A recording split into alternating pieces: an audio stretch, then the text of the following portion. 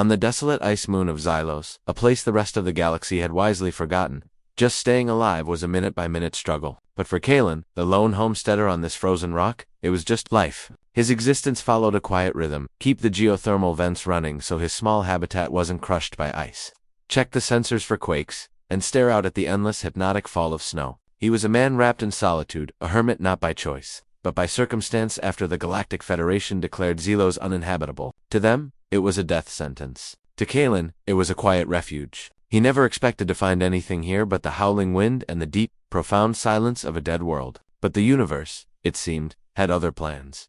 He was on a routine patrol, checking a thermal conduit almost a kilometer from his homestead, when his visor's bioscanner flickered. Impossible. The scanner was set for complex organic life, not the simple lichen that clung to the vents. He brushed it off as a glitch, a phantom signal from the swirling magnetic fields. But it flickered again, stronger this time. He changed course, his heavy boots crunching in the snow, his breath turning to crystal in the frigid air. And that's when he saw it. A splash of color against the unrelenting white. Not rock, not ice. It was a shape? No, two shapes, huddled together as the snow piled up around them. As he got closer, his heart started hammering. They were people, or at least, they were person-shaped. He stumbled forward, dropping to his knees beside them. They were women, with skin the color of a pale winter sky and hair like spun silver. Their clothes were thin and torn, completely useless against Silas's fury. One of them stirred, her eyelids fluttering, her lips, blue with cold, parted, and a single, desperate word escaped, a ghost of a sound in the wind. Please. Then her eyes rolled back. Kalen knew with a chilling certainty that if he did nothing, they had only minutes left before the ice claimed them forever. Adrenaline surged through him, pushing back the cold. He couldn't carry both of them at once, not in this blizzard. He carefully scooped up the first sister, shocked by how light she was. He wrapped his own thermal cloak around her and started the grueling trek back, the wind tearing at him, trying to rip the fragile life from his arms. Every step was a battle against the snow, which seemed to want to trip him, to bury him, to make him part of the landscape. But the thought of the other sister, alone and fading in the storm, spurred him on. He burst into the warmth of his homestead, the doors sealing the blizzard out. He gently laid the woman near the main heat exchanger, her shallow breaths clouding the air. Without a second's thought, he turned and plunged back into that white hell. The trip back was a frantic race against a clock he couldn't see. He found the second sister right where he'd left her, now completely buried by a fresh layer of snow. He dug her out with his bare hands, his fingers screaming in protest. She was unresponsive, her pulse terrifyingly faint. Hoisting her over his shoulder, he made the agonizing journey one more time, his muscles burning, his lungs on fire. Inside, he was a blur of focused action.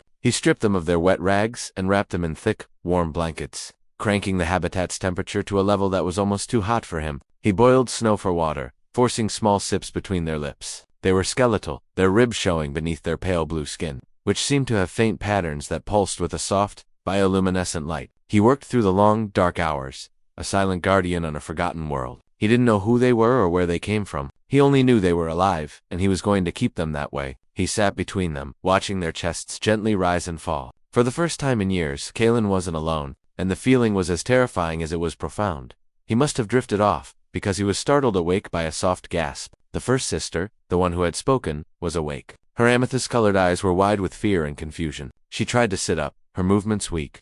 Easy, Kalen said softly, holding up his hands. You're safe here. She stared at him, her gaze darting around the small habitat. She looked at her sister, still sleeping, and then back at him. Where is this place? She whispered, her voice raspy. My home, Kalen replied simply. I found you in the storm. The other sister began to stir. The first one immediately went to her side, murmuring in a language that sounded like liquid chimes. The younger-looking one opened her own violet eyes and flinched when she saw Kalen pulling the blanket tighter. It's all right, Ilara, the first one said, her voice soothing. I think he helped us. She turned back to Kalen. I am Lyra. This is my sister Ilara. We're grateful. I'm Kalen, he said. And you don't need to thank me. Anyone would have done the same. Lyra's expression was hard to read. No, she said, her voice firm. Not everyone. Kalen went to the nutritional unit and prepared a cup of warm, nutrient-rich broth. He offered it to Lyra. She hesitated, eyeing it with suspicion. Before taking a tentative sip, her eyes widened. She drank the rest down gratefully and handed the cup to her sister, who did the same. The simple act seemed to break the tension. He made them each another cup, and they drank in silence. Now he could really see them. They were impossibly beautiful, with fine, elegant features and glowing patterns on their skin that pulsed with their breathing. They clearly weren't human, but the vulnerability in their eyes was universal. You need to rest, Kalen said gently. Get your strength back. We can talk later. Lyra nodded, her strength seeming to fade. She and Alara huddled together under the blankets and were asleep again in minutes, their faint glow casting a soft, blue-green light in the dim homestead. Kalen watched them, 1,000 questions swirling in his mind. Who were they? What were they running from? And what in the galaxy was he going to do with 2 alien refugees on a planet that didn't officially exist? The next morning, the blizzard had broken. Inside the homestead, however, a new storm was brewing. Kalen was showing the sisters how to use the water purifier when a shrill alarm blared from his perimeter console. Proximity alert. Something was in orbit. He lunged for the console. On the screen, a schematic showed a vessel hovering directly above him, a military dropship, angular and menacing. A red searchlight swept across the snow. A hunting party. Lyra let out a choked cry. Alara began to tremble, her eyes fixed on the screen in pure horror. No, she whimpered. He found us. Malachar found us. The name was spoken like a curse. Kalen didn't need to ask who Malachar was. The terror on their faces said it all. Get away from the windows, he commanded, killing all non-essential power. The homestead went dark, lit only by emergency lights and the sisters' own faint glow. He won't stop, Lyra said, her voice shaking. He will tear this world apart to find us. Kalen stared at the screen. The dropship's search was methodical. They'd find the homestead eventually. Its geothermal signature was too big to hide. He had 2 choices: activate his emergency beacon and call the once-a-year Galactic Federation patrol. They'd probably take the sisters into custody and deal with Mal. It was the safe, logical option. It was also the coward's way out. He looked at Lyra and Alara, huddled in the corner. He had pulled them from the jaws of the ice just to throw them to the wolves. He thought of his years of solitude, of the crushing loneliness. For the first time in a decade, his life had meaning beyond his own survival. No one is taking you, Kalen said, his voice ringing with a resolve that surprised even himself. This is my home. He's not welcome here. Lyra looked up at him. You don't understand, she said desperately. Malachar is a warlord. He sees us as his property, spoils from a war he waged against our people. As the dropship's roar grew louder, they told him everything. They were princesses, daughters of a leader who had defied Malachar. When their world fell, the warlord had claimed them as his prize, to be bound to his will in a twisted ceremony. They had escaped moments before, stealing a scout ship and making a blind jump into uncharted space. Their ship, damaged in the escape, had died and crashed on the most inhospitable world imaginable. Xylos, we thought the cold would be a kinder fate than being caught, Alara whispered. Kalen listened, his anger growing. This wasn't a pursuit. It was a slave hunt. He'd come to Xylos to escape the galaxy's politics, but they'd followed him. This law he cites, Kalen asked, spoils of war, is that recognized? Lyra shook her head. It is a barbaric custom. The Galactic Federation doesn't recognize it, but Malachar's power is growing. He bribes officials and operates in the shadows where the law is weak. As she spoke, her expression shifted. She took her sister's hand and they both turned to face him. Kalen, Lyra began, her voice steady and formal. There is something else. Among the Xylan, we have a law that predates any federation. We call it the law of the life bond. She took a deep breath. The law states that if a Xylan's life is saved by one knot of our blood, our life is forever indebted to our savior. But the bond only forms if the savior is judged worthy an act of pure, selfless compassion, with no expectation of reward. Kalen stared at them, confused. What are you trying to say? It was Alara who answered, her voice soft but firm. You found us when we had accepted death. You used your own warmth, your own resources, to bring us back. You didn't ask who we were. You simply gave. Our spirits have judged you.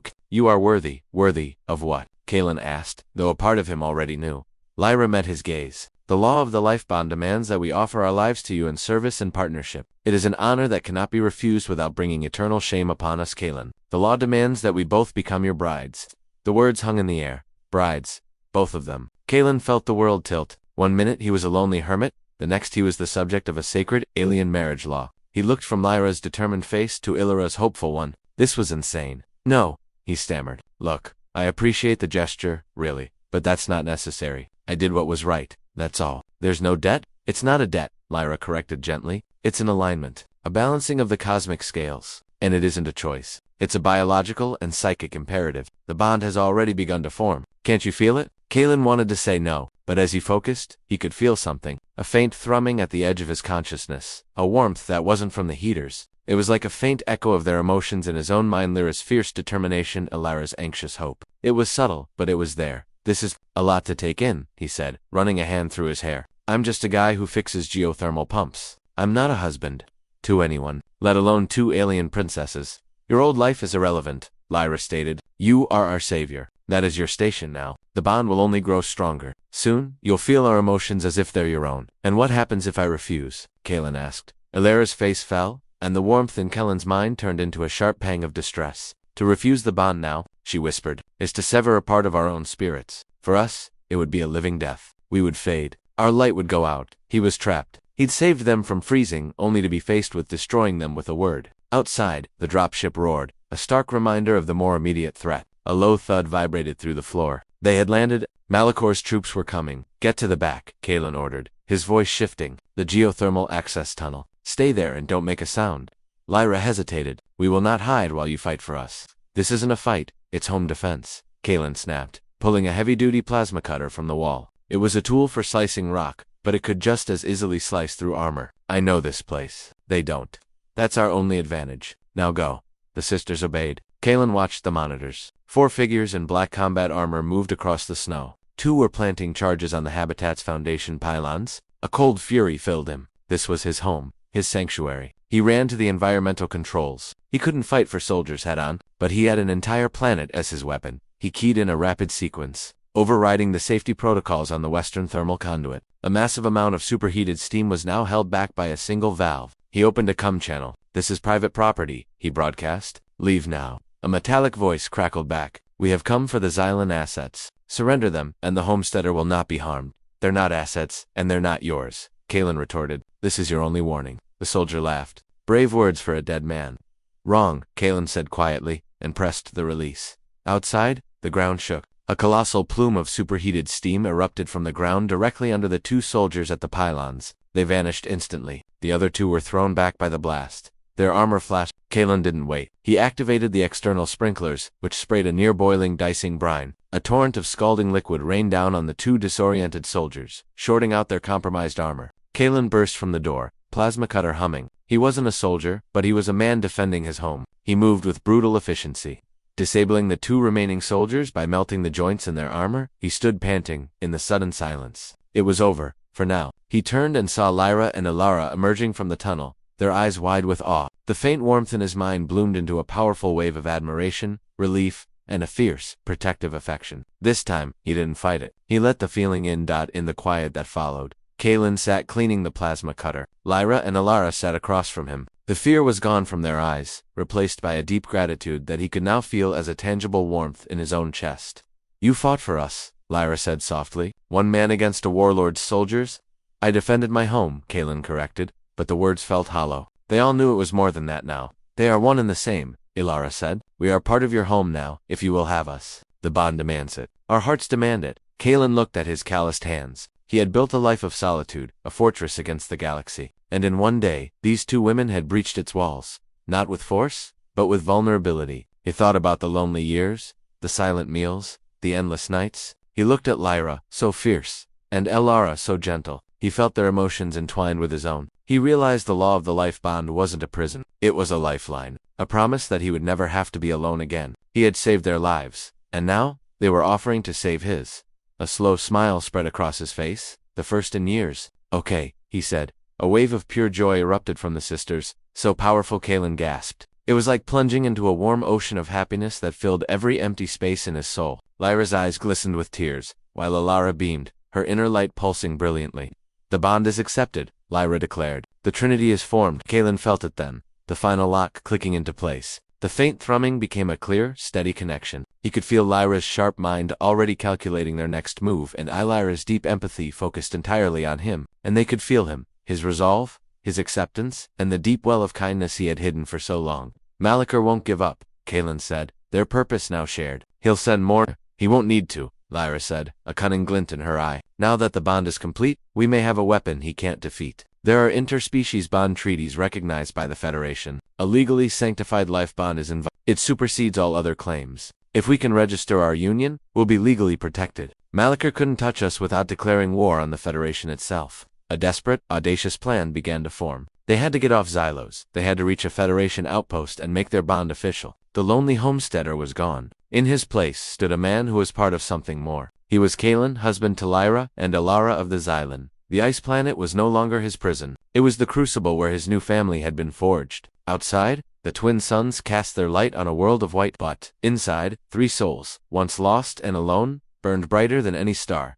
ready to face the darkness together. The battle for their lives was over. The war for their future was just beginning. If you enjoyed this story, make sure to like the video and subscribe for more sci-fi sagas just like this one. Hit that notification bell so you never miss an upload. And let us know in the comments what you think Kaylin, Lyra, and Alara should do next. We read all your suggestions. Thanks for watching, and we'll see you in the next story.